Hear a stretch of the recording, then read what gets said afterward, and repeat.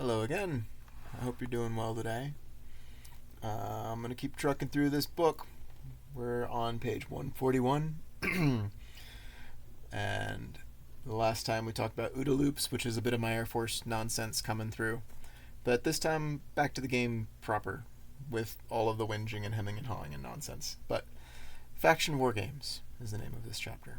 And the quote comes from War by Zach Callison. And it's, Juanita, we're still waiting. That's alright, that's okay. Like, the rest of the song isn't part of it. It's just the Juanita, we're still waiting. I love that song. And, like, the rest of the songs on that album are okay, but that one is it's a killer. It's just really good. The only fair fight available on the regular can be found in Faction War Games. The matchmaking wait times don't fight fair, but if you get past them, you will find a better version of World of Warships mixed with Wild Rift, and it's treated like a mini-game. If you can gather a big enough fleet, 10 is the goal, you can play. If you're solo, expect wait times greater than a half hour. Not sure if those even work out, by the way. I jumped ship before it loaded. When the Faction War Games first came out, they were amazing. It was instant action with small ships, no stakes, only violence. I'm not sure if time took the players away or if their heightened ELO ranking made them unreachable, but it's a ghost town. I haven't had a game in months. I think at this point, actually, it's years. It was about a year. It's been plural. Yeah. I miss it so, and keep sinking hours attempting to find games only to reach that 30-plus minute breaking point. When it does work, each player picks a ship. There are bombers, destroyers, and frigates within chosen faction identities. It's a race between teams to kill industrial ships parked among the various arenas. The bombers are necessary to secure the objectives, but are vulnerable to all other ships. That's how I learned the effectiveness of staggered fire. The frigates are best at killing peers. Destroyers mix and match. It was glorious. Perhaps it will be again. Fixing this mode is one of the first streams noted towards the end of this work. What's a meta for? This is a quote by Gabriel nickname Nicosia. Wherever there is speculation, there is consensus. Where there is blind agreement, there is a lack of nuance. When, with full-throated certainty, folks crow about their superiority, beware the Dunning-Kruger effect. This cuts both ways.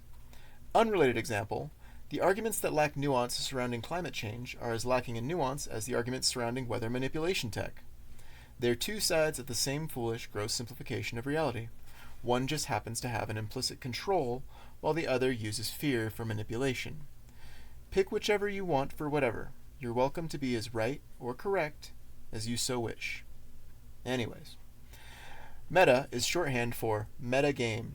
It's data analysis by committee, and as a result, skewed significantly towards what feels the most effective, whether it actually is the most effective or not. For reference, Sam Harris's Moral Landscape and Doc Peterson's Maps of Meaning are both close, but each understate how quickly the environment shifts and how observation changes both observer and the observed. They're both so close, but not quite the truth. In a well-managed meta, the answer to any question should be, it depends. Should I pick rock, paper, or scissors? It depends. See? The it depends test is not the same as testing for balance, by the way. Healthy metagames are almost never perfectly balanced. Dominance hierarchies are never all-encompassing. Come at me, Doc Lobster. I'm feeling froggy. Back to the spaceships. The content creator meta is very different from the meta in-game. It always will be. Folks want to watch what they aspire to, more than endure smug prattling meant to make them better pilots, present company included. If I made a video opening 1,000 secret trafficking containers and said, here is the price, here is their worth, that flag of expected value could last years, causing the market to crystallize and stagnate. True story, by the way. The map is not the territory and never can be. The territory changes too quickly.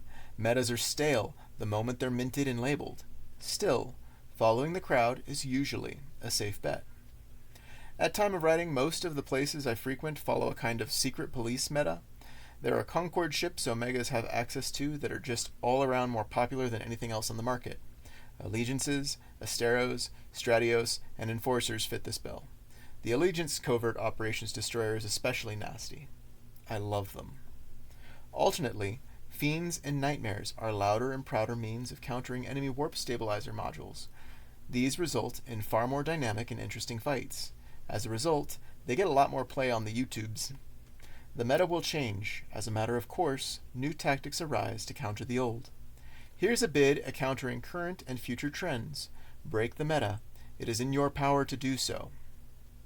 Play lame. Fly cheap ships to farm.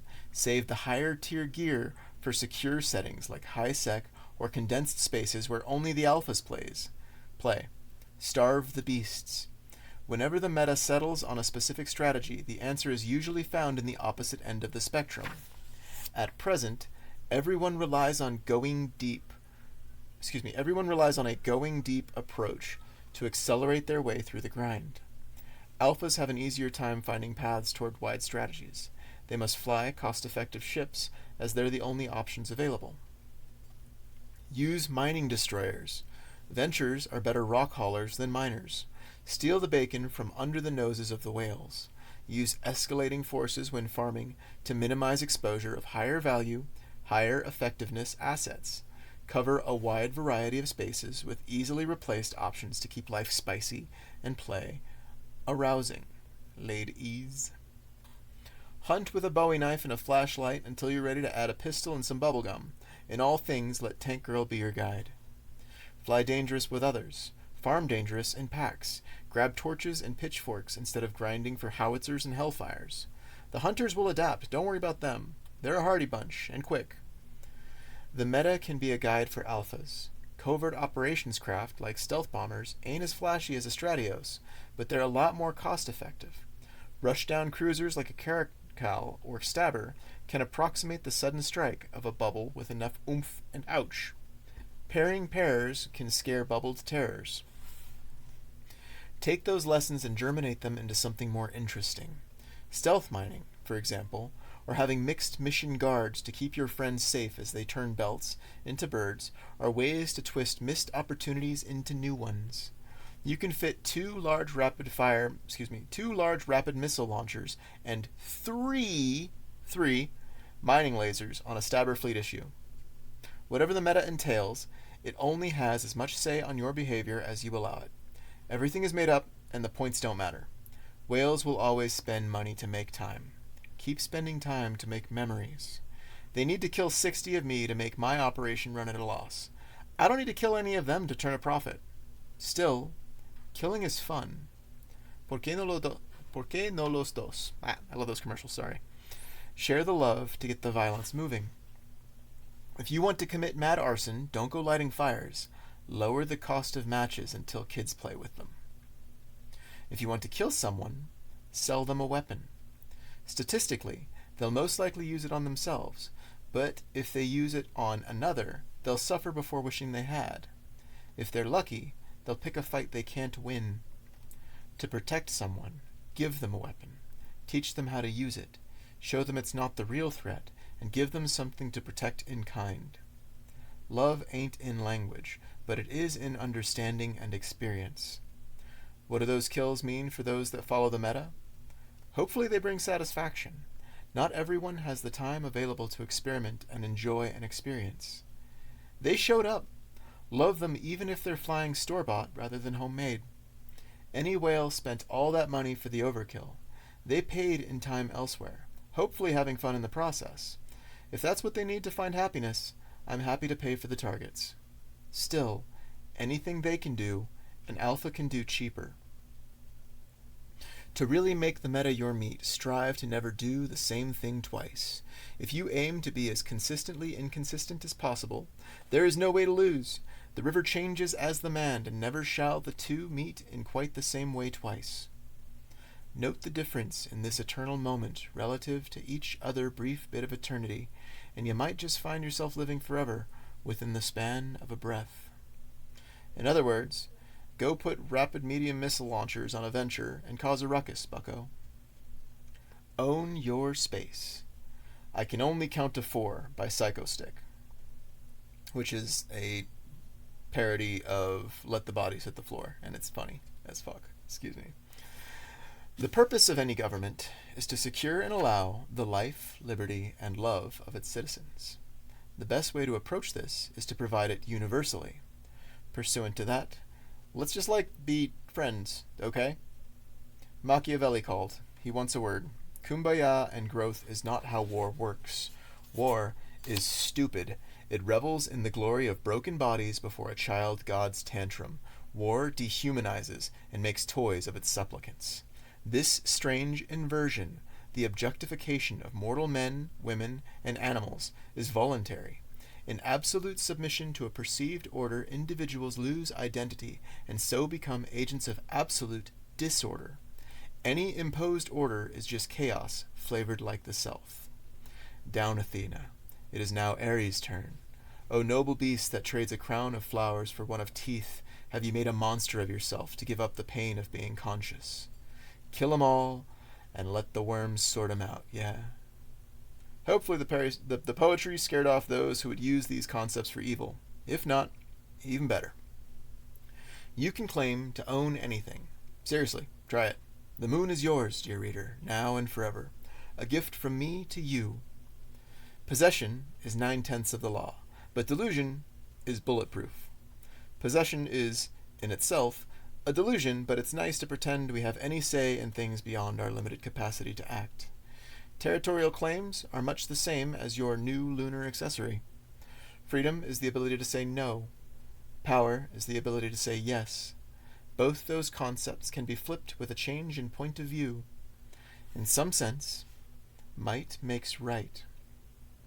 Power is intoxicating. Yeah, well, he who rides a tiger should fear the dismount. All this hemming and hawing and waxing philosophical and buttering you up with celestial bodies, seriously, what will you do with your new moon? Have you considered building a hotel? Comes from me not wanting to say you only possess what cannot be taken away, which is nothing. You can and will lose everything, eventually. If you're lucky, you won't see it coming. If you're luckier still, you'll have the opportunity to give it away and see what happens. Anyway, let's indulge the insecure instinct to make spaces ours and ours alone. The first step is to rename the location. A pet name will do the trick. If it's a civilian station where you hang your hat, a good old bookmark can fit the bill. I've named a few stations in the Orien system after silly things like bars or local life as I imagine it. Orion's Belts is too perfect a name for a mining company to let slide. Orbi is its tag. The nearest interstellar trading center is nicknamed Freelands ITC. When you name someone, something, sometime, something, it becomes, in a way, yours. Others won't need to recognize it, but it will help if they do. What is real for you is real enough, and to make others dance to that tune is nice, but unnecessary if you're serious about it. Giggle at envies, swapping a switch for a scale doesn't shirk the spectrum, but it does make a nice ruckus. Bowie did it best. Some folks label locations as a means to organize. This act of love and expression of self is underappreciated by most. Clean up your room, bucko, is some of the best advice as both a means of sanctification and self-expression. It falls short of recognizing that the world is your room, but a failure of imagination is one of those good problems to have. Once you've secured an identity for what you've claimed, what are your intentions with that newly minted thingamajig? Nobody can use your resources if you've already used them to exhaustion and hoarded them safely away. Not even you, without effort and organization. Eve Echoes is chock full of free-use planets, pirates, and piles of rocks. If you're delusional enough, they'll ooh-woo for you. Some folks ain't so fond of sharing. Good luck taking better advantage of those objects before everyone else does. Exhausting local resources is pretty much impossible when they respawn. There is literally boundless abundance, and folks see space as empty and get hostile about intruding on their slice of the heavens. Good. If folks were so sharing as to recognize that there's no way to really own all the everything, they wouldn't squabble over so much nothing. Join in the fray. If someone's picking up dirt in your sandbox, killing them can be rationalized away with irrational expectations. They should have known better, you know? It feels good to escalate tensions and improve a location. Keeping strange traffic out and away follows this intention. Being strange traffic and invading the spaces of others plays a similar game. Space isn't as fun if it's safe. A little danger is absolutely necessary to locate the limits of self and expand or contract them as needed. Exploiting the contents of a space is a way to capitalize on a claim. Revoking the claims of others is a way to recognize them, if only in rejection. These points combined suggest that accessibility is a resource. If you can get people to pay for access to resources, they become resources in turn. Subscriptions to life are the taxes of individuals who claim to govern whatever resource they rent out. Eventually, you will own nothing, and you will like it. This is how most null-sec corporations keep the lights on. Those landed gentry provide the illusion of security. The renters and farmers provide the illusion of industry. It's the circle of life writ large on small screens. Living in low-sec and civilian stations out in the lonely dark of null escapes the cycle of domination and permission. The rest of this book talks about that. For now, let us focus on how to enslave other players to our ends. To keep people from straying, space tyrants use two factors: inertia of locality and local benefit. The more stuff invested in a location, the harder it is to move, and the more likely a person is to stick around. The safer a person feels, and the easier their life, the more perceived benefit they will feel. As roots grow deep, the people identify more with the land. There is an inertia that comes of locality. The threat of an eviction notice becomes a bit like a threatened amputation, as people identify with their stuff in their place. That's the stick. Local benefit offers the carrot. By buying products of labor 20% below the market value, corporations keep workers captured. It is not a noose. The collar feels nice. Corporations set the market prices, but the workers don't mind. That logical remove is a step far enough for comfort. Workers are granted the privilege of pigeonholing their experiences to a space they feel comfortable within. Working for a higher cause feels good. Being able to offer friends within the company's store products at a discount feels amazing. This leads to interesting places. All Ronin must die. Never mind that all must die. Outgroups and others are fine so long as they stay outside and away. The more concrete the lines between spaces, the easier those spaces are to control. Mimetic crystallization creeps in. What happens if you attempt to control the universe? The tools corporations use aren't a secret. The company store ain't new technology. The corporations that have staying power are the ones that most feel like unions, families, or feature other mimetically binding concepts in identity. Hot take: insurance companies formed the first formalized unions, although the practice of shares and risk have historically had no formal name. Hello. Even now, plenty of union jobs out there make peanuts and bid based on seniority rather than rate. There is no shared anything in such mockeries of professionalism. Each profession is defined by accepting risk for pay, from the oldest to every new spin on the noble concept of service. Professionals are not mercenaries about their acceptance. Plenty out there mistake appearances for professions, as if professing to do a thing is costume and not custom. Who knows when the professionals started to join forces? Might have been the first family unit for all history whispers, the first professional and the second cleft by the third. We do know when the first insurance companies went and started placing bets against destiny. The point where people started pooling powers in service to and defiance of powers that be was the point where folks started making bets they hoped would never hit. Insurance is a racket, but that's a different rant for another ramble. EVE Online reinvented the concept of unionized insurance through the use of corporation-sponsored ship reimbursement programs, or SRP. Some of those programs carried over, as so many concepts did. Alas, a lad lacks alas, and alack, it's alas. Doctrine demanding corporations twisted it into a tool for control instead of a means of covering down in the face of fate. Corporations are captured unions, which is to say, not unions at all. If you're making minimum wage, it's not a union. It's being at zero with extra steps.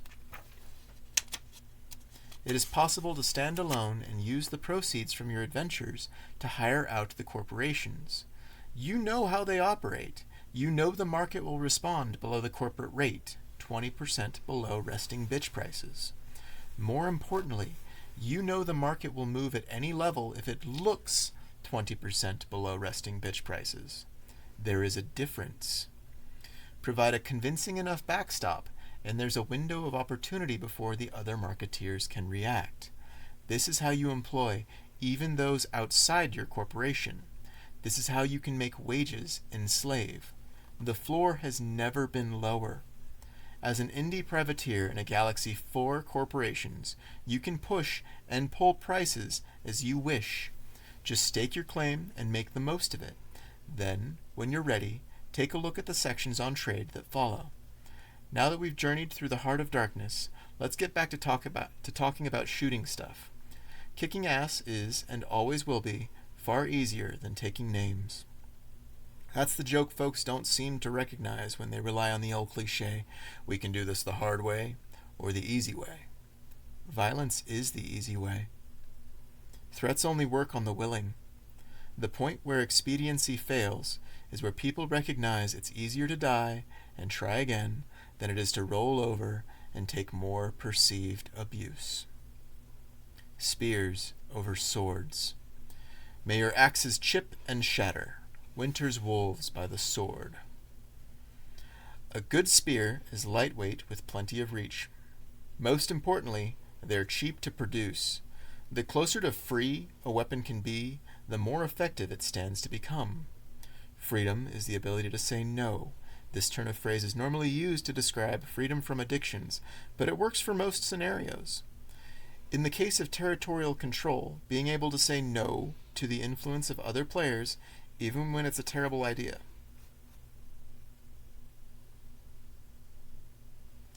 Counts. Well, that's an awkward page break. Sorry. In the case of territorial control, being able to say no to the influence of other players, even when it's a terrible idea, counts.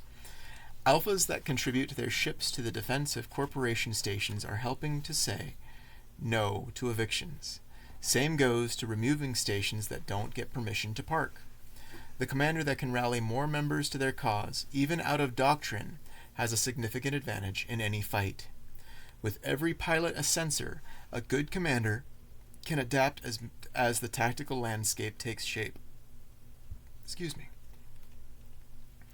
Harrying the fringe of any moving body of battleships can winnow their numbers. Capitals are only useful against entrenched targets. Using bubbles to trap foes is the most common means of forcing a fight.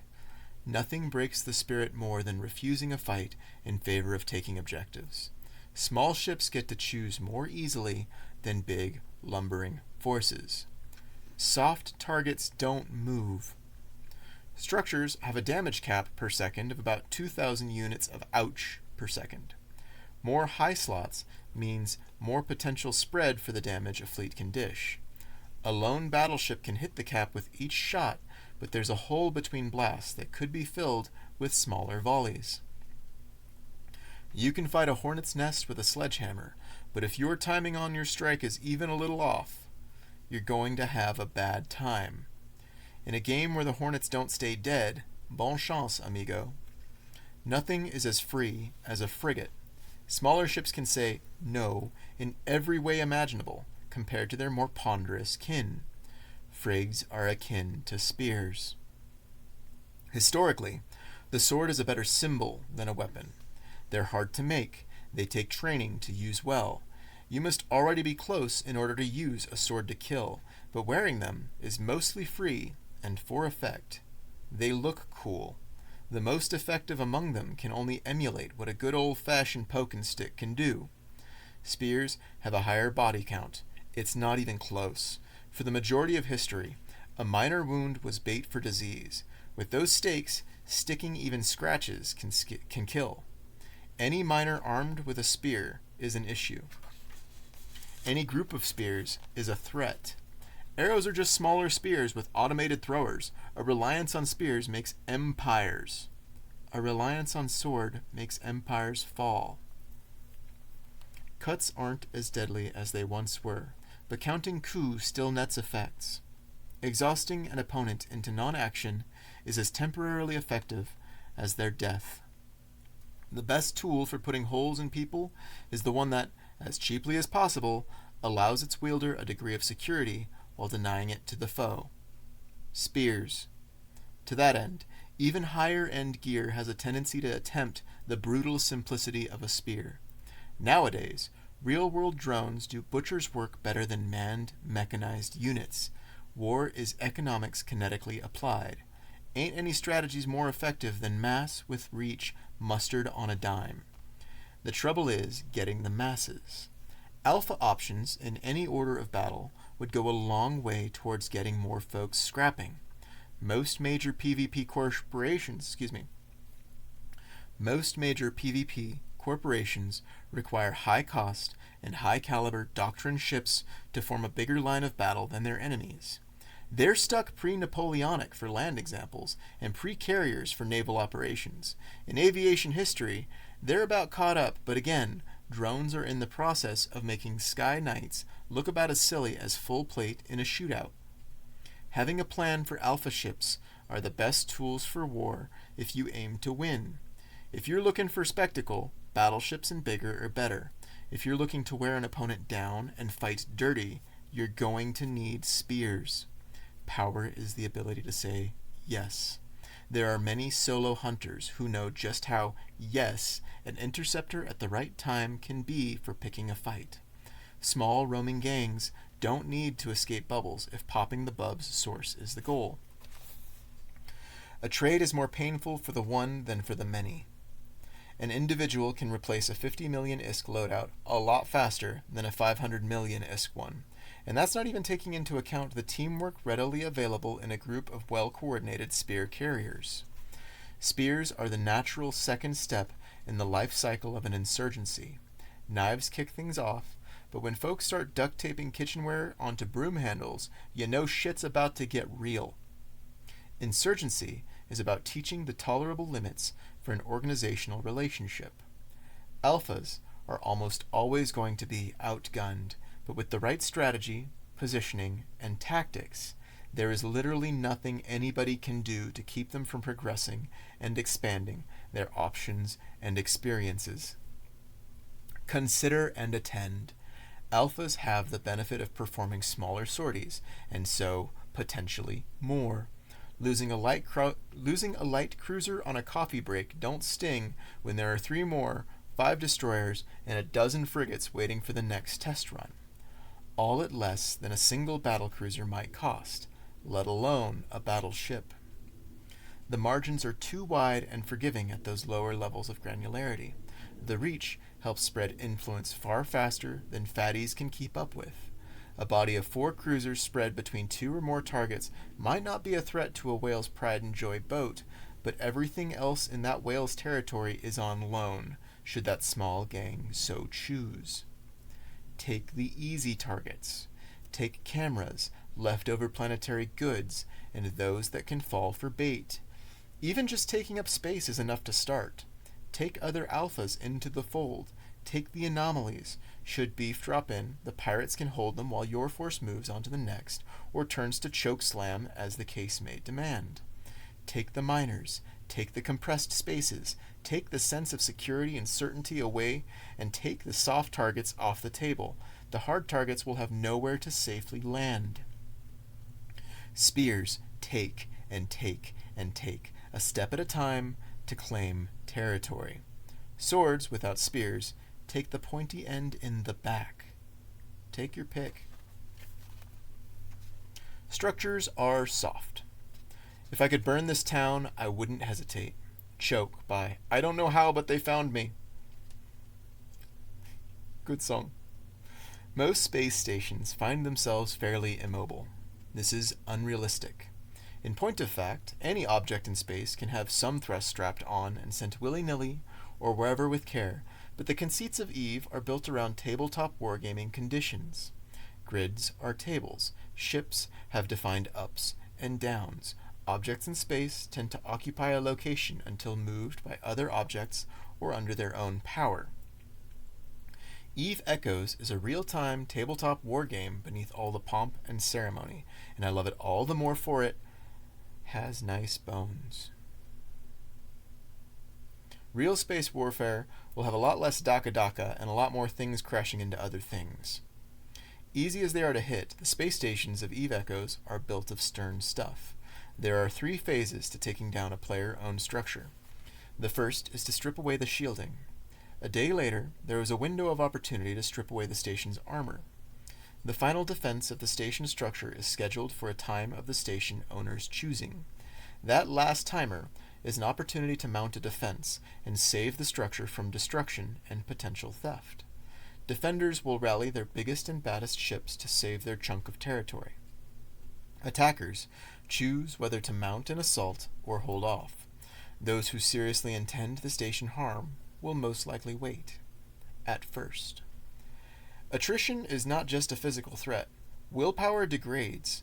Week by week, the rallying of focused forces to engage the nothing takes a toll.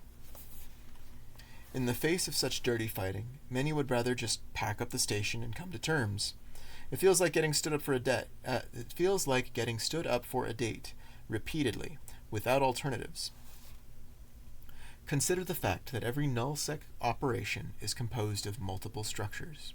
Concentration of forces is well and good, but there are options to target. Eventually, any campaign must come to a head. You don't need to kill an opponent to defeat them. In fact, this is more likely to spur them what remain to fight harder.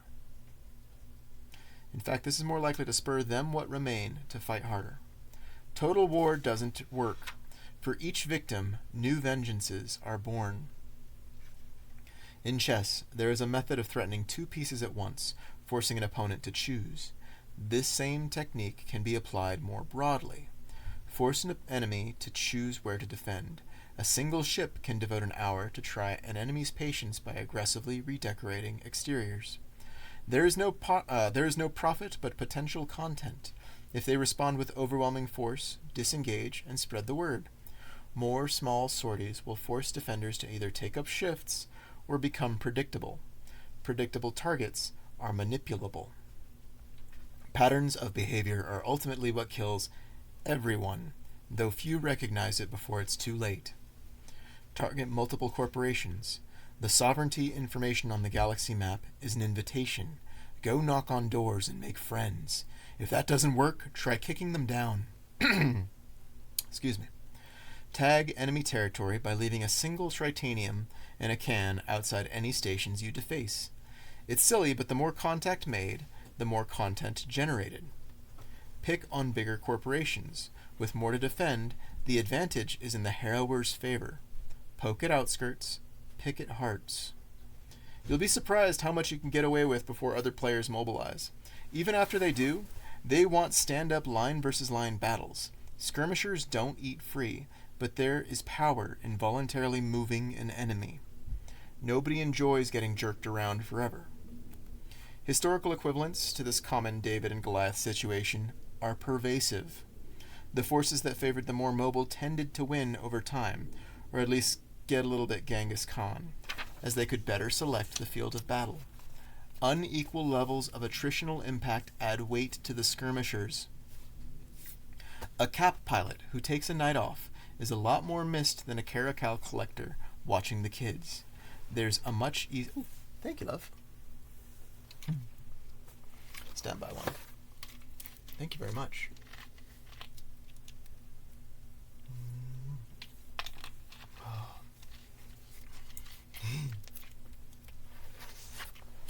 You're okay, Fanny. Alright. A cat pilot who takes the night off is a lot more missed than a caracal collector watching the kids. There's a much easier access point in such smaller fleets, and the numbers more often than not demand responses. There are few generals who fight dirty enough to undermine capital fleets. Mainly, This is because the costs of violence usually outweigh the benefits. There's no money in warfare, only in the sale of weapons. Still, there are stories to be made. They just need makers. Teasing out the points targets most want to defend, and taking everything else will have them defending empty space. Cruisers can take stations easily enough. Destroyers and frigates can tickle bases as well, but the best ships for an alpha that wants a little home wrecking are the stealth bombers. They're cheap enough to build en masse, but cost efficient enough to count as baby cruisers. Their covert operations cloaks allow them to self-peel, and they're agile enough to make it past most blockades. Send a couple to each structure, or spread them thin, and have an opponent play whack-a-mole, and even if your force doesn't manage to strip a shield or two, there will be stories. For an alpha, stealth bombers can only be flown without their bombard mode enhancements. The 3 medium torpedoes on a stick is what card game players might call pushed. The nearest parallel would be a training cruiser, and those are usually twice as costly to field. Structure warfare is key to an insurgency. Inanimate objects like personal outposts don't fight back so well. Plus, interference from their signals makes pinpointing an insurgent tickler a pain. If a specific corporation keeps harshing your mallow, you can fairly easily strip the paint off of their capsuleer houses. Just poke around until you find one and give it some love. They will respond or they won't. Either way, you can always do more damage to them than they can to you. As an alpha, they cannot kill you in a way that matters. It's not like you paid money for the tools you employ. How to eat the rich. Treating people just like pawns in chess. Wait until Judgment Day comes. War Pigs by Black Sabbath. There's this North African cover in a language I don't know that keeps coming across my feed, and it's solid. It's just as good as the OG. War Pigs. Step 1. Don't be jealous. Savor the action, not the outcome. The materially wealthy care a lot that everyone knows the score. If you play a different game, it will baffle the hell out of them. Tyrants, yes, tyrants, hate to be laughed at. They will throw on all of the makeup to be taken seriously. If they wanted their stuff to look good, they would put care and attention into it. When they want to look good, they, meaning their insecure ego, they will hire out. They will trust that expensive means good. We are each penny tyrants to some extent, otherwise we'd be dead. It's a question of degree. The high rollers will pay any price not to feel empty, emptying themselves in the process. It grants them no rest as thoughts come and come and come unless they're suppressed with some substance or other qualia of suppression. That is hell. We each take a turn in the hot seat. Mara is a tricky cunt, and the devil knows our names. The trick is to find love in service to others. If you will pay any price to bring joy to another, that will kill you too, so it's not like there is an easy solution. It's a dance. It is a dance with inner and external daimos. Once you learn to turn the void of desire against itself, it's possible to listen, and I mean really listen, to those around you to help them recognize they ain't alone. At least, they are not as alone as they feel. So, yeah, step 1 is to love and pity instead of getting jealous and spiteful. Feel free to skip it, but it will bite you eventually. The first step is a doozy. Step 2 is a bit easier. The rich have only nothing to gain. You can help by giving it to them. Meditate. You don't need to sit under a waterfall or whatever to be a warrior, but boy howdy does it help the image. Love yourself. It is going to be brutal and hilarious, but totes worth it.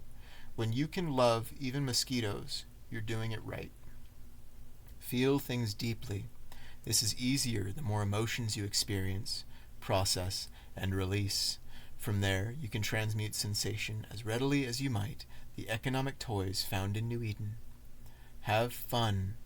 Yeah, but how?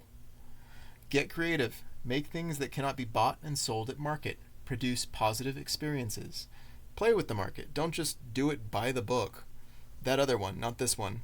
Do absolutely everything this book tells you without question. Obviously. Suffer tragedy. Part of naming ships is to lose them. Be ready to say goodbye to toxic people and mourn the loss.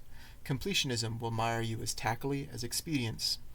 When you realize how much more there is to life than bling, it will be terribly easy to laugh at tyrants beclowning themselves to please people who would rather give them stuff not to deal with them. That's the ultimate.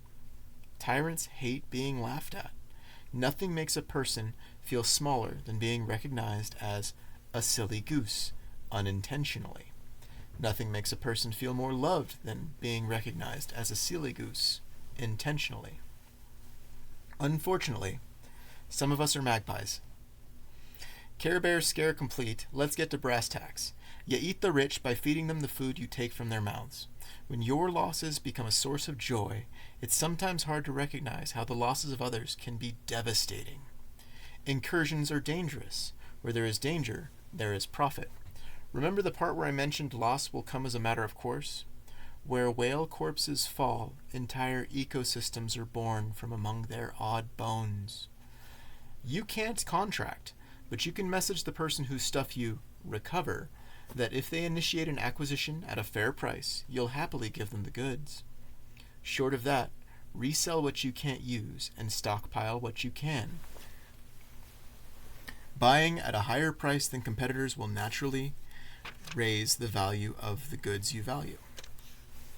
Posting stock at above market prices will turn your love for whatever into a weapon against those who base values solely on cruel and unqualified quantitative analysis, as if quantification was anything more than a narrow qualitation in the first place. Scavenge and scrap. See what you can get away with.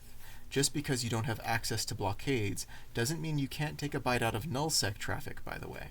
The best places to hunt as a fast lock tackle are the gates where you must turn around. Cruise what you believe to be trade routes, looking for places where redirecting your ship takes the longest, and bookmark those spots for fishing. These offer the longest time on target for any ship paying a visit. Remember, you don't need much more than low-level rigs and a tolerance for shenanigans going Dominic's shaped to dip your tips into a new tactic. Look for vessels that can lock onto a target quickly and lean into that. With warp disruption and warp scrambling to back up your plan, bring friends and it'll get much easier to find trouble. I've been killed asleep at the wheel autopiloting, and you can kill me too if you want. Better yet, pay it forever forward. Here lies the cruelest irony about how isolating tyranny can be. An inability to appreciate the little things makes challenge an enemy. Once there are only stat checks instead of strategies, there is no reason to be hungry. Hunger brings flavors out. The less you eat, the more you appreciate it. Flip it, and all will taste like ash, even the richest cake. If you're struggling for a higher purpose or in sacrifice to a greater cause, the burden of imposed scarcity becomes street eats in its own right. There is a movable feast. Finally, whales rely more heavily on their perceived efficiencies than anyone else. Those higher ticks and bigger numbers in their number-go-up treadmills mean more than the nibbles an alpha has access to. Their opportunity costs from any sort of interruption hit harder. Grab a red scanner and go to a high-sec island. Pay the absent farmers a visit. If they warp off, it is because the AI is trying to keep them alive. If they aren't living, as in performing the act of passive farming, does it matter if the ship survives? Unfortunately, for the passive AI farmer, the act of denying the incomes from anoms is a lot more damaging to their personal economies. An alpha misses out on ticks of 1 million or 2 by skipping out on a diet of rats, a loss in hundreds of millions, while still expending the resources needed to AI farm can be devastating if unnoticed.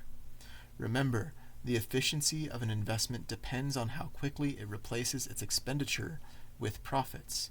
The biggest farmers will not replace their equipment even with a full year of devoted, safe, passive play.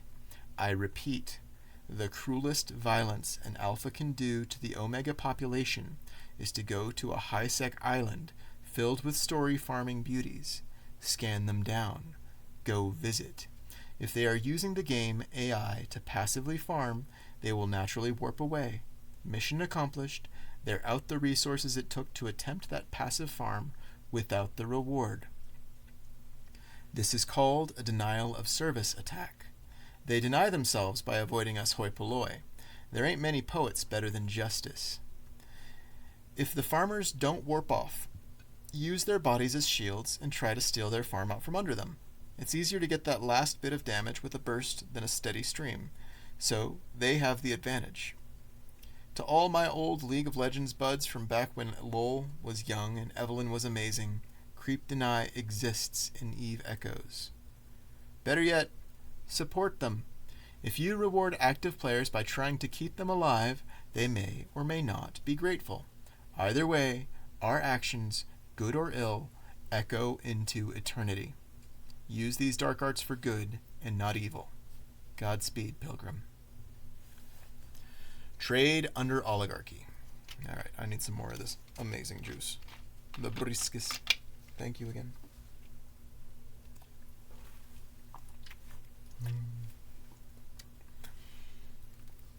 Strawberry melon brisk is good. Is good. Alright. Trade under oligarchy. If you walk without rhythm, then you won't attract the worm. Dune by Frank Lemons Herbert, or Weapon of Choice by Fatboy Slim. Music video for Weapon of Choice has Christopher Walken dancing, by the way, and it's legit him. It's really good.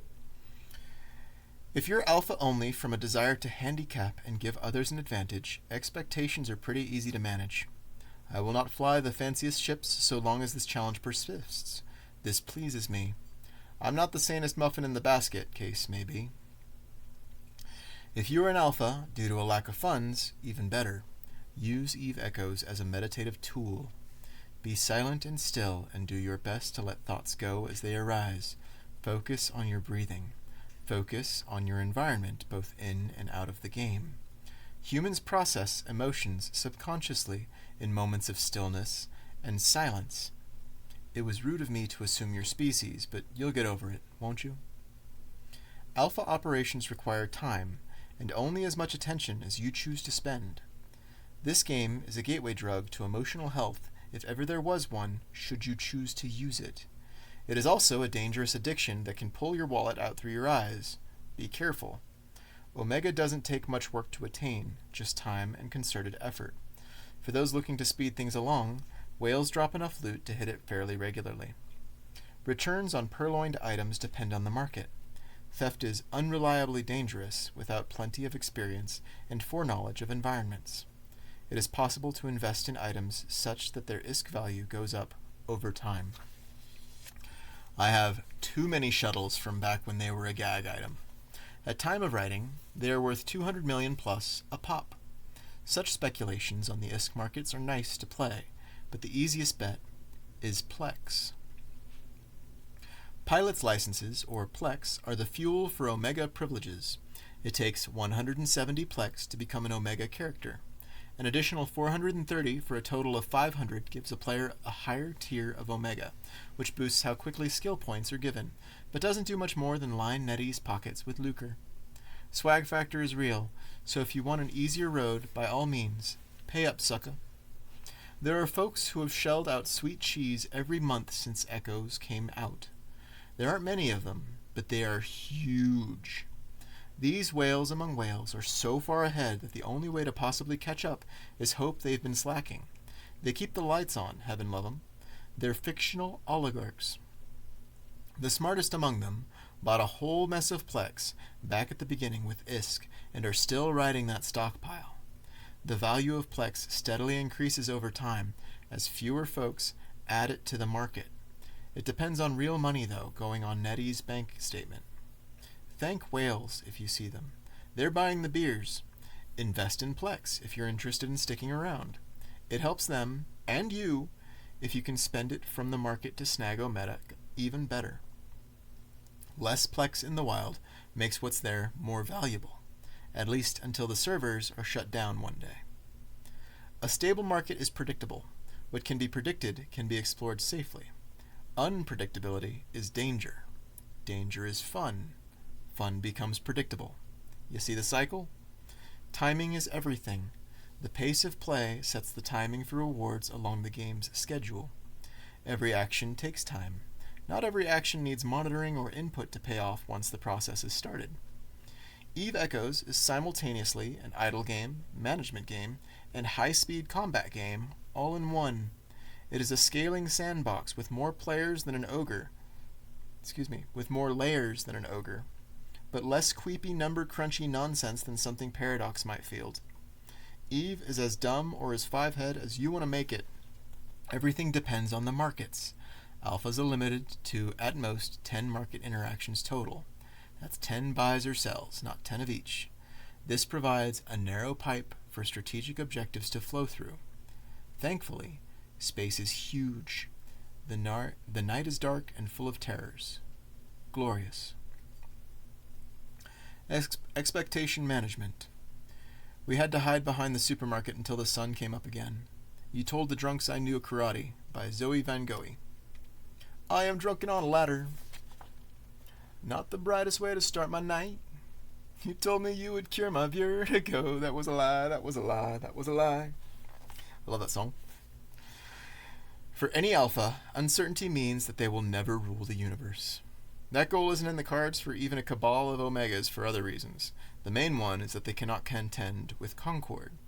It is possible to get away with murder on a low-sec gate. If you know, you know. But high-sec is forever outside the reach of any would-be tyrant. How much space do you want to call yours? What you consume is what you control. What you exploit is what is actually yours. Most null-sec corps control very little, but draw a lot of value from that very little. The optimal way to draw value would be to completely dominate and reap all there is to sow in any given space. If all the pirates are dead and all the belts are gone, you're doing it right. Naval warfare is all about accessibility. Space navies are similarly concerned with the flow of traffic from one port to another. Let's say you want overt control of a given system or set of systems. Setting up hunting grounds for any miners is easy enough, but what's your policy regarding explorers, ratters, transporters, or bigger fish? Generally, folks swear by NBSI, not blue, shoot it. That's the top end of any local strategic objective, but goals are more fluid than anything, and the conversion between qualitative goals and qualitative measures is more art than science. Operations come from those goals and are never so formal in a game. Brass tacks incoming. Location has an indeterminable effect on price. Short of posting a bunch of the same numbers of minerals at each ITC at various prices and observing the results over time, even that would just be a snapshot of that moment in time and those materials. It's the economic Wild West, but it sometimes seems everyone's sworn to serve company stores while paying real money to play less. Hard to imagine a sillier Mexican standoff, but there it is. Variety is the spice of life, and the best locations available to an alpha are on or near the coast, near where nullsec and lowsec neighbor one another. Life in nullsec requires subservience. Life in highsec is slow and easy. Tailor your experience to your preferences, but the sweet spot to branch out either direction is at the transition. Pirates know this, and will often blockade the main transition points between civilization and Concord space. Smuggling loot past them is a decent gamble through the delivery system, but one where the pirates have the advantage. Regardless, interstellar trading centers are the only place where orders may be bought or sold. JITA is the ITC of all ITCs, but it's the second, but arguably fifth, most centralized and therefore as far as the goods as it gets. JITA is the ITC of all ITCs, but it's the second, but arguably fifth, most centralized and therefore as far from the goods as it gets for the universe. Basically, you got the goods way out in the boonies in nullsec. You got JITA right there in the middle-ish. And it's like, there's all that distance. Stay away from there unless you're looking to complete compete with most of the whales. You can also take advantage of the whales, though. If you live near JITA, it's really easy to farm. This makes the best point for branching out from any ITC near the desired area of operations, with a forward operating base not far from the trade center. Broad strokes. We cannot repay. Filthy Phil Philanthropist by No Effects. And no effects. The market interface is complicated. Explore it thoroughly. At the top of the main page is the drop-down that selects for regional buys and sells compared to universal orders. This toggle is your best friend for exploring public markets in the wild. Learn the micro on your own. I cannot push the buttons for you, bud. Market microcosms are everywhere, but they're mostly hidden from alpha players. Contracts form one. There are very few restrictions on the sorts of black market items available on contracts, and scams are constant. If you go Omega, beware. Don't touch contracts unless you're looking to risk a lot of loss in not a lot of time. Sometimes the deals are real, but rarely is that so when the competition is condensed and folks are looking for fast profit. Small exchanges within corporations create real economies. The secret to all economies is that they are a language, a game of exchange where individual assets are currencies of one poorly aggregated and analyzed. Each moment is mistaken to be discrete. This makes each valued poorly, if at all, in a denial of humanity. Pretty sweet, honestly. Transit to JITA is not, as most players would have you believe, a sunk cost. Selling from the other trade centers works, but it takes luck or discounts, sometimes both. It doesn't work immediately. Neither does selling from JITA, not unless you're willing to take a massive haircut to move the goods quickly. For the free-to-play trader, every move takes about a week max to shake out, with a maximum number of 10 buys or sells total available. Aim to succeed with purchases or provisions at about the halfway point if you're feeling good about your speculations. So about day 3, day 4. That's where you want most of your goods to have sold by, if you get a feel for it. Don't be afraid to let it ride, though. A lot happens every day. If you really want to go down the rabbit hole, Monte Carlo simulations with spreadsheets action is going to butter your biscuit just fine. They're fun to watch. Going wide is not an option without Omega. Going narrow in the wrong field is too risky without Omega. Diversification is the best bet in any scenario, but more so in hard mode. Patience is the means to success. It is possible to set prices as high or as low as you please. That's a lot of rope. You determine what you believe your play is worth. That doesn't mean other players will value your goods at those prices. Matching sell prices as JITA offers the chance for folks to save a few jumps getting their goods. Never underestimate the attraction of laziness. Then again, laziness cuts both ways, and folks don't often check other markets. The price at which product will move lies somewhere between the posted sell price and the offered purchase price. Buyers want to move that price down. Sellers want to move it up. There are different tactics available to reach both goals. The big two are common as clay for a reason. Buy low, sell high. That's it. That's the main strategy needed to make a profit in any field. Every move has a cost. Death and taxes are inescapable. Sunk costs are worthy of awareness, but no more than necessary. Don't worry too much about taxes, and Dark Lady Death can deal with herself. Mitigate those fees as best you can through skills and special events, but they won't go away completely. Sacrifices will never stop niggling, no matter how much profit there is in the movement. FOMO be FUBAR, friendo. As discussed elsewhere, taxes are only bad when they're not put to use.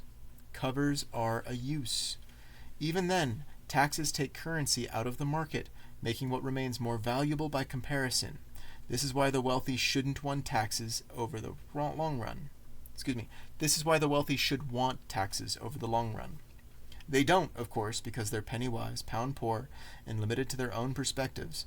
But who am I to judge? My billions are more fictional than theirs. My friends are less so. Taxes can cut extremely deep in narrow-margin operations. Fees from crimes, for example, can even be fatal. It's possible to go into the red if the highest taxes aren't accounted for. If accounting is a game to you, then vaya con Dios, amigo. That's territory best covered with Omega protection, where each percentage point matters. Some strategies are evergreen. Aim for middle margin bets to maximize profits while minimizing risks. Trade is translation. There is always something lost, but wind and omelets cost their covers. A coward's fear is a higher cost than any fee. If you sell lower than the competition, they gain a relative advantage over you. If you buy higher than them, same thing. Forget about them for a moment, though. You are competing with the market. You're competing with yourself. If you sell an item for higher than you paid for it, if you paid anything for it at all, you have created a profit. Thieves resell goods at all profit. Routers resell their loot at all profit. Miners sell rocks at all profit. Seize the means of production, comrade, as if that was the actual choke point for society. It's not. The actual choke point is more the means of reproduction, but that's a different book. Seems straightforward, right? The transactions, not relations, I mean. You can sell anything picked up off the street for a couple ISK and technically call it a win. Just not the biggest win available. Some merchants camp on whole classes of items, closing anything higher than, say, 10% of that item's value, while keeping an open order at a ridiculously low price. It's a trap, but not one folks coming from other games catch until it burns them enough times. People expect fair trade. There are very few regulations in Echoes. If you see scalpers selling super low, place a buy order or 20,000 well above their price to mess with them. If they have the stock, they'll pay you to open up their means of profit. If they don't, you'll be out however much you paid to post the order, and nothing more. Low interest items are soft, and Sun Tzu's guidance applies. The market is a line of battle.